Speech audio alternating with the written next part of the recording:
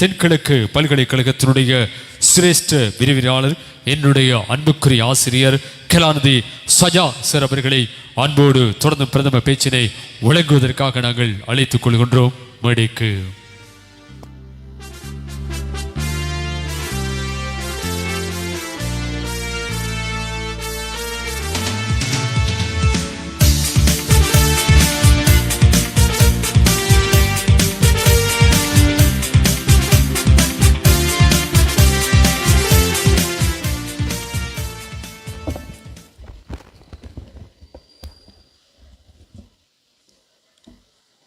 Assalamu alaikum, good morning, vanakkam, aibovan. May the peace, mercy, blessing upon all of us. இன்றைய hope of youth சிம்போசியத்துக்கு தலைமை தாங்கிக் கொண்டிருக்கின்ற கெஃப்சோ நிறுவனத்துடைய பணிப்பாளர் காமில் இம்தாத் அவர்களை விழித்தவனாக, இந்த நிகழ்வுக்கு விசேட அதிதிகளாக வருகை தந்திருக்கின்ற சம்மாந்துறை அக்கரைப்பற்று, அம்பாறை மற்றும் தமன போன்ற பிரதேச செயலாளர்கள், உதவி பிரதேச செயலாளர்கள், சம்மாந்துறை பிரதேச போலீஸ் அத்தியட்சகர் அனைவரையும் விழித்தவனாக, இந்த நிகழ்ச்சியினுடைய மிக முக்கிய பங்காளர்களாக கடந்த ஒரு வருடங்களாக இந்த நிகழ்ச்சியிலே கலந்து கொண்டிருக்கின்ற இளைஞர் யுவதிகள் உங்கள் அனைவரையும்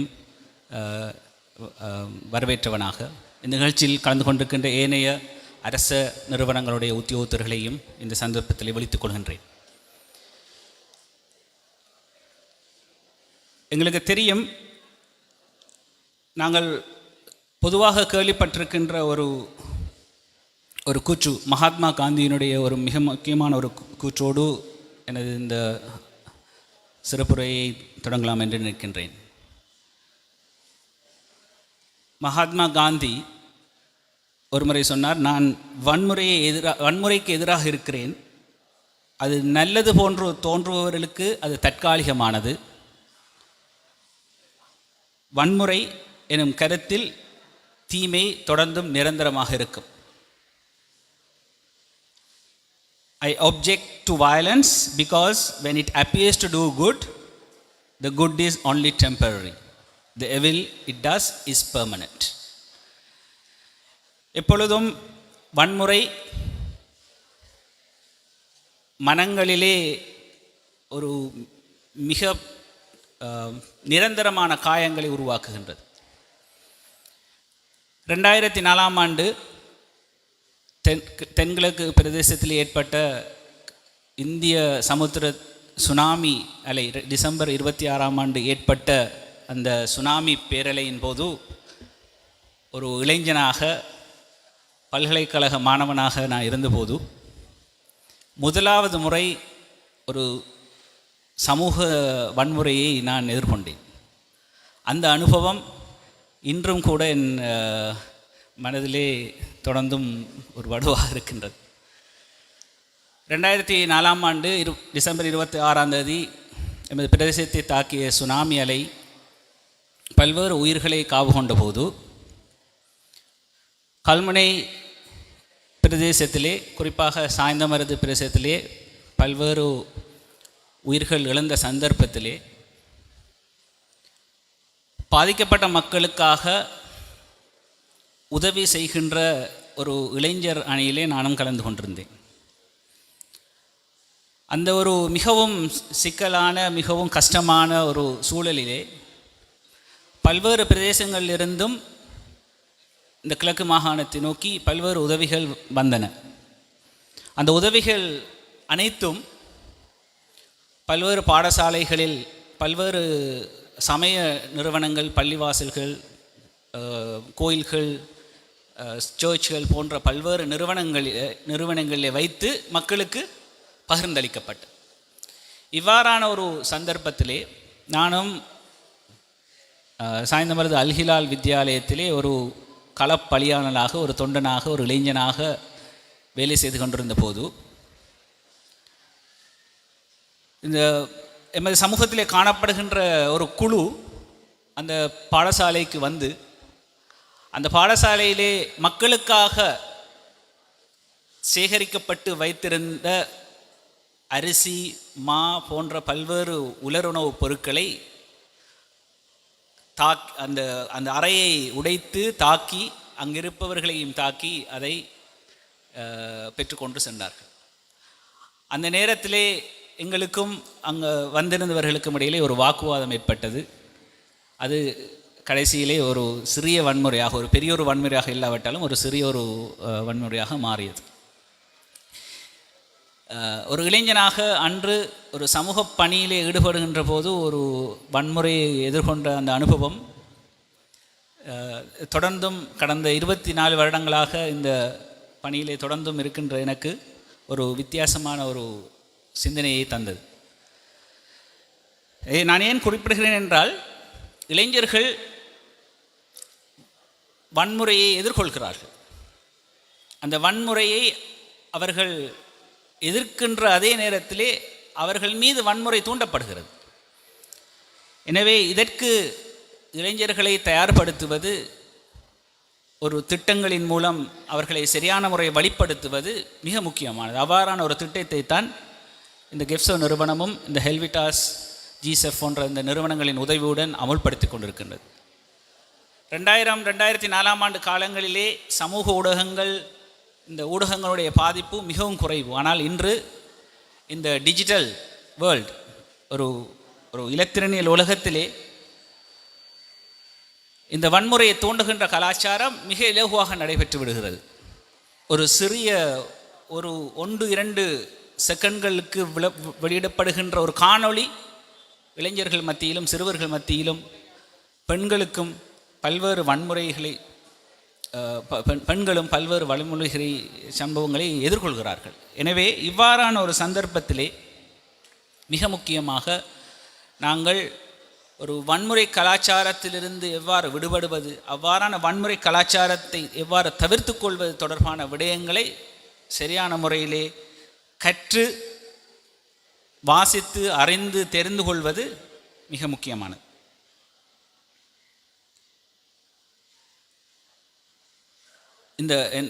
என்னுடைய இந்த சிறிய உரை இறுதியிலே உங்களுக்கு சிங்களத்திலே டிரான்ஸ்லேட் பண்ணப்பட்டு சொல்லப்படும். எனவே நான் குறிப்பாக தமிழிலே இந்த தொடர்ந்தும் எனது உரையை நான் இன்னும் ஒரு 5-10 நிமிடங்களுக்குள் முடிக்கலாம் என்று நினைக்கின்றேன். அதுக்கு பிறகு அந்த டிரான்ஸ்லேஷன் நடைபெறும்.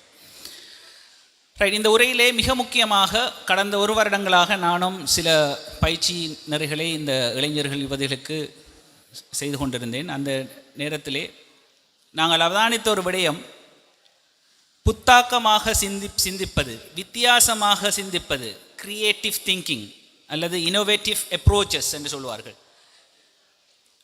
பிரச்சனைகள் மிகவும் சிக்கலானது.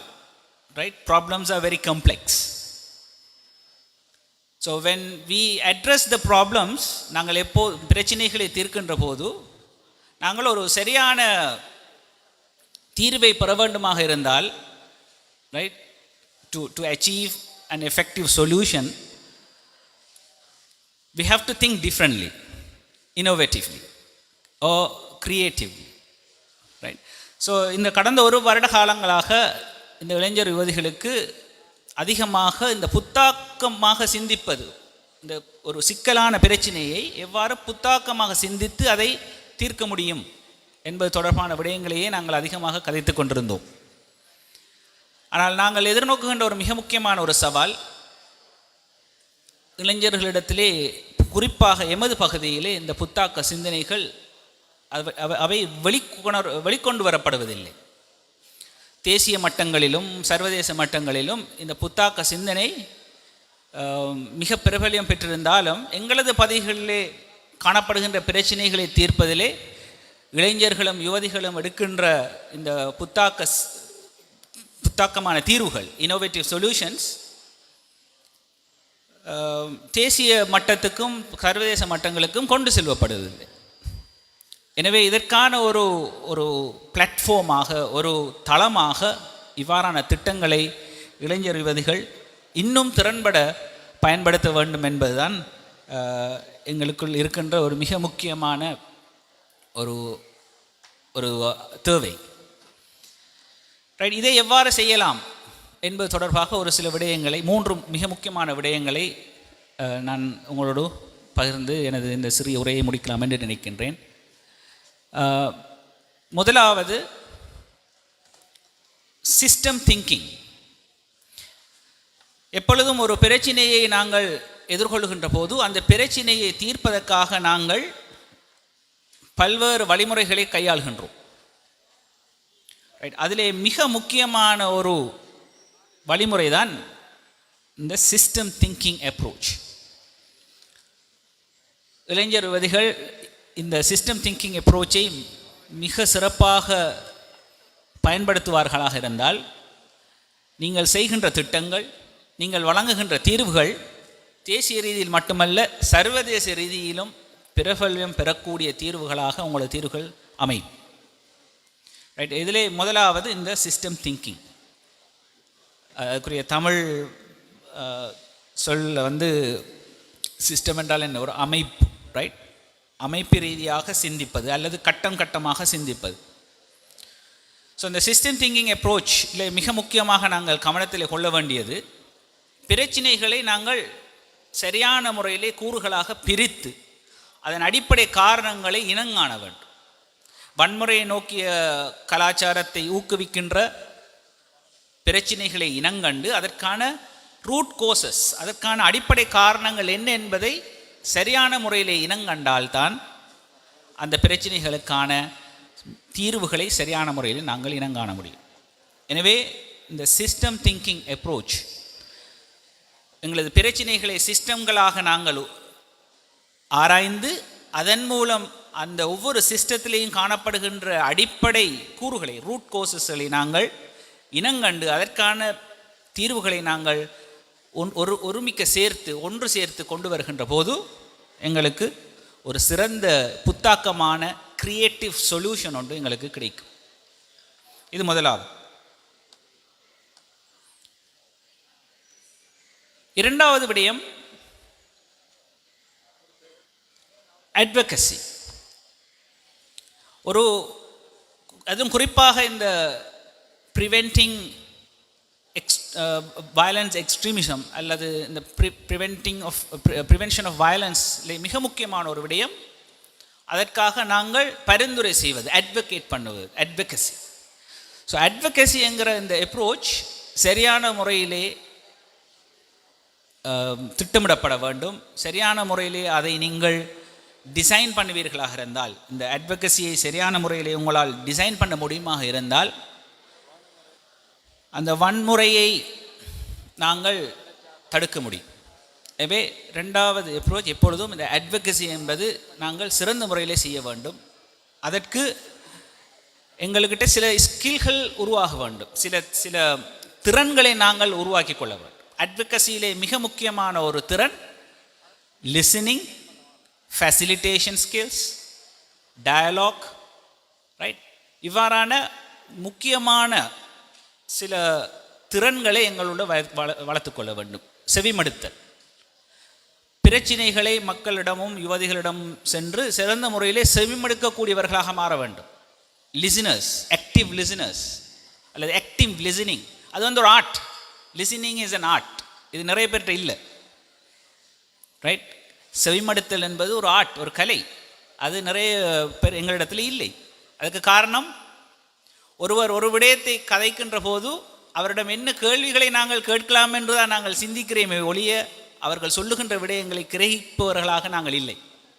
இவ்வாறான ஒரு கலாச்சாரம் எங்களது சமூகத்திலே வளர்ந்திருக்கிறது. குறிப்பாக எங்களது நாட்டில் இவ்வாறான ஒரு கலாச்சாரம் இருக்கிறது. எனவே ஆக்டிவ் லிசனிங் மிக முக்கியம். ஆக்டிவ் லிசனிங்கின் மூலமாக ஒரு ஃபெசிலிட்டேட்டராக நீங்கள் மாற வேண்டும்.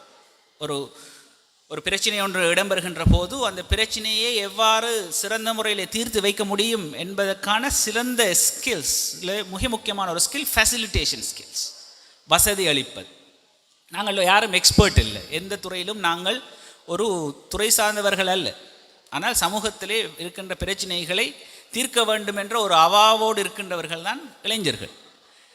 எனவே ஒரு பிரச்சனையை தீர்க்கின்ற போது அந்த பிரச்சனைக்கு எக்ஸ்பர்ட்டுகள் இருப்பார்கள். ஆனால் ஒரு சாதாரண ஒரு இளைஞனாக சமூக செயற்பாட்டாளராக நீங்கள் இருக்கின்ற போது உங்களுக்கு அந்த பிரச்சனையை தீர்க்கக்கூடிய ஃபெசிலிட்டேஷன் ஸ்கில்ஸ் ஒரு வசதி அளிக்கின்ற அந்த திறன் மிக முக்கியமானது.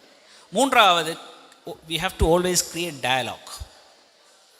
அந்த ஆக்டிவ் லிசனிங், ஃபெசிலிட்டேஷன் ஸ்கில்ஸ் இந்த ரெண்டும் இறுக்கமாக இருந்தால் உங்களால் சிறந்த ஒரு டயலாகை, ஒரு கலந்துரையாடலை ஏற்படுத்த முடியும். எப்பொழுதும் பிரச்சனைகளை தீர்ப்பதற்கான ஒரே ஒரு வழி கலந்துரையாடல். ரைட்? ஸோ இந்த ஸ்கில்ஸை சரியான முறையிலே வளர்த்து கொள்ள வேண்டும். ஸோ முதலாவது சரியான முறையிலே திங்க் பண்ணுவது, சிஸ்டம் திங்கிங்.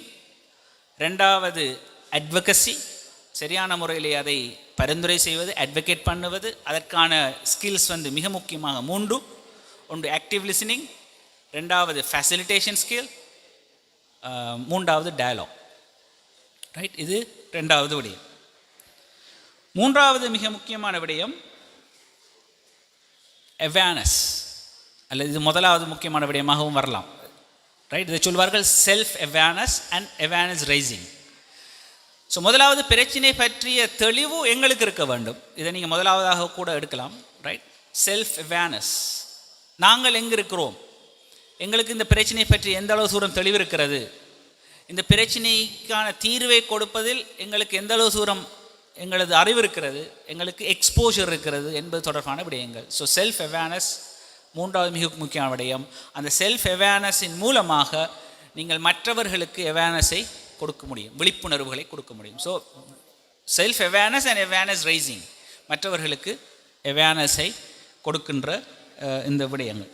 இதை இன்னும் ஒரு மாதிரியாக சொல்வார்கள் 3 A's: awareness, advocacy, action.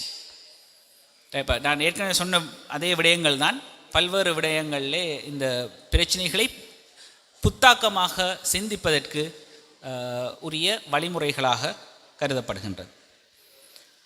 So மூன்றாவது இந்த அவேர்னஸ்ங்கிற ஒரு விடயம். ஸோ இந்த 3 விடயங்களையும் நீங்கள் சரியான முறையிலே கைக்கொள்ள முடியுமாக இருந்தால் உங்களது திட்டங்களை நீங்கள் இன்னோவேட்டிவாக, கிரியேட்டிவாக உருவாக்க முடியும்.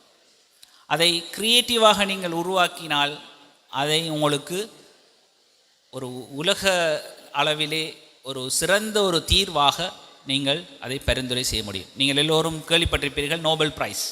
ஏன் நோபல் பரிசு கொடுக்கப்படுகிறது? உலகத்திலே ஒரு சிறந்த கண்டுபிடிப்புக்காக அந்த நோபல் பரிசு கிடைக்கப்படுகிறது.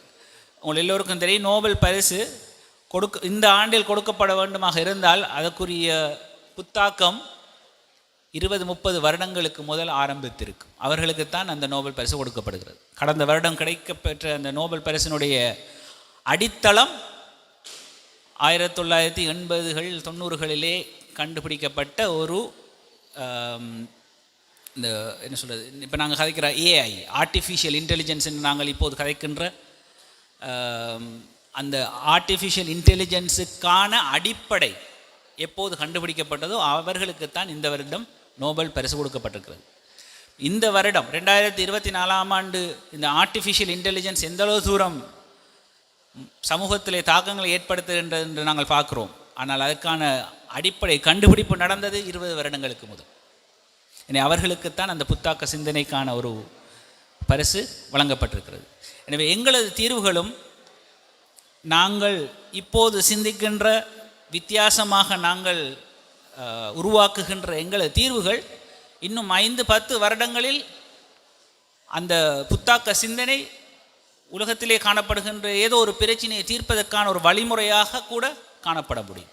எனவே அதை உங்களுடைய இந்த பிரதேசத்துக்கு மட்டுப்படுத்தாமல் தேசிய ரீதியிலும் சர்வதேச ரீதியிலும் இந்த புத்தாக்கங்களை கொண்டு செல்வதற்காக நீங்கள் முயற்சிக்க வேண்டும். அதற்கான ஒரு மிக முக்கியமான ஒரு தளம்தான் இவ்வாறான பயிற்சிகள், இவ்வாறான திட்டங்கள். இவ்வாறான திட்டங்களிலே இளைஞர்கள் அதிகமாக கலந்து கொள்வதன் மூலம், நீங்கள் அதிகமாக ஆக்டிவாக பார்ட்டிசிபேட் பண்ணுவதன் மூலம் உங்களுக்கு இவ்வாறான வாய்ப்புகள் ஏற்படுகின்றது.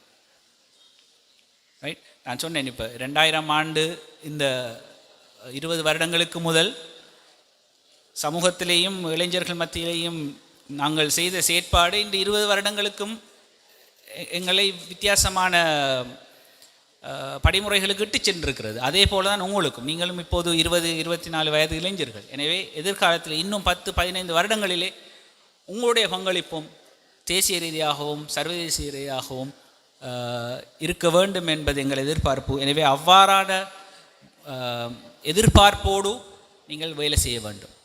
இறுதியாக நான் இதற்காக ஒரு சிறிய சம்பவம் ஒன்றை கூறி ஒரு கதை ஒன்றை கூறி முடிக்கின்றேன். அமெரிக்காவினுடைய அதிபர் ஜான் எஃப் கென்னடி, அமெரிக்காவினுடைய ஒரு ஜனாதிபதி, நான் நினைக்கிறேன் எனக்கு சரியாக ஞாபகம் இல்லை, 10ஓ 12வது ஜனாதிபதி ஜான் எஃப் கென்னடி. அவர் ஒரு முறை நாசா நிறுவனத்துக்கு ஒரு ஜனாதிபதியாக தரிசிக்கிறார். நாசா நிறுவனத்தை விசிட் பண்ணுகிறார், தரிசிக்கிறார், போய் நாசா நிறுவனத்துக்கு செல்லுகிறார். அவர் நாசா நிறுவனத்துக்கு சென்று கலந்துரையாடலை முடித்துவிட்டு திரும்புகின்ற வழியிலே அந்த நாசா நிறுவனத்தினுடைய ஒரு அலுவலக பகுதியை ஒரு சாதாரண துப்புரவு செய்கின்ற ஒரு தொழிலாளி துப்புரவு செய்து கொண்டிருக்கிறார். சாதாரண துப்புரவு செய்கின்ற தொழிலாளி கூட்டுக் கொண்டிருக்கிறார் என்று வைத்துக் கொள்ளுங்கள். அவர் அந்த அலுவலகத்தை துப்புரவு செய்து கொண்டிருக்கின்ற போது ஜான் எஃப் கென்னடி, அமெரிக்காவினுடைய அதிபர், கேட்கிறார் அவரிடம், ஐயா நீங்கள் என்ன செய்து கொண்டிருக்கிறீர்கள் என்று கேட்கிறார். அவ்வாறு ஒரு ஒரு நாட்டினுடைய ஜனாதிபதி கேட்ட கேள்விக்கு அந்த துப்புரவு செய்கின்ற அந்த தொழிலாளி சொன்ன பதில் என்ன தெரியுமா? என்ன, நான் இந்த அலுவலகத்தை சுத்தம் செய்து கொண்டிருக்கிறேன் என்று சொன்னார் என்று எதிர்பார்க்கிறீர்களா? இல்லை. அவர் சொன்னார், நாசாவுக்கு மனிதர்களை அனுப்புவதற்காக நான் உதவி செய்து கொண்டிருக்கிறேன் என்று சொன்னார். நாசா விண்வெளிக்கு மனிதர்களை அனுப்புவதற்காக நான் உதவி செய்து கொண்டிருக்கிறேன் என்று சொன்னார். ஒரு சாதாரண தொழிலாளி அந்த நிறுவனத்தினுடைய உயர்ந்த இலக்கை எவ்வளவு தூரம் விளங்கி வைத்திருக்கிறார், அதை தானும் அதற்கு ஒரு பங்காளி, தானும் ஒரு பங்குதாரர் என்று தனது உள்ளத்தால் தனது செயற்பாட்டினால் விளங்கி அதை செய்து தனது தொழிலை செய்து கொண்டிருக்கிறார். அவர் சொன்ன பதில் அமெரிக்க அதிபரை கூட ஆச்சரியத்துக்குள்ளாக்கியது. ரைட். எனவே இதை நான் ஏன் சொல்லுகிறேன் என்றால், உலகத்திலே நடக்கின்ற எந்த மாற்றங்களுக்கும் நாங்களும் ஒரு காரணமாக இருக்க முடியும். ரைட். சமூகத்திலே நல்ல விடயங்களை மாற்றுவதற்கு நாங்களும் ஒரு மிக முக்கியமான காரணங்களாக இருக்க முடியும். நாங்கள் எந்த ஒரு மூலையில் இருந்தும் ஒரு சிறிய, யாருமே அவதானிக்காத ஒரு சிறிய வேலையை கூட செய்து கொண்டிருக்கலாம். ஆனால் அந்த உணர்வு, உலகத்தில் ஏற்படுகின்ற மாற்றத்துக்கான உணர்வு சாதாரண எங்களது வேலைகளிலும் இருக்கிறது. அதன் மூலம் தானும் இந்த உலகத்திலே நடைபெறுகின்ற மாற்றங்களுக்கும் நல்ல விடயங்களுக்கும் தானும் பங்களிப்பு செய்ய முடியும் என்று சிந்திக்க வேண்டும். அவ்வாறு சிந்திப்பதன் மூலம்தான் அந்த மிஷனை நாங்கள் அடைய முடியும். எனவே இளைஞராகி நீங்கள் ஒரு சிறிய வேலையாக இருந்தாலும் அதை ஒரு மிக பாரிய ஒரு விளைவாக நீங்கள் அதை மாற்ற வேண்டும். அதன் மூலம்தான் இந்த இவ்வாறான மிஷனை நாங்கள் அடைய முடியும். ரைட். இவ்வாறு பல சம்பவங்களை நாங்கள் குறிப்பிட முடியும். எனவே இறுதியாக நான் சொன்ன விடயங்களை மிக சுருக்கமாக ஆங்கிலத்திலும் சொல்லிவிட்டு இந்த உரையை முடிக்கின்றேன்.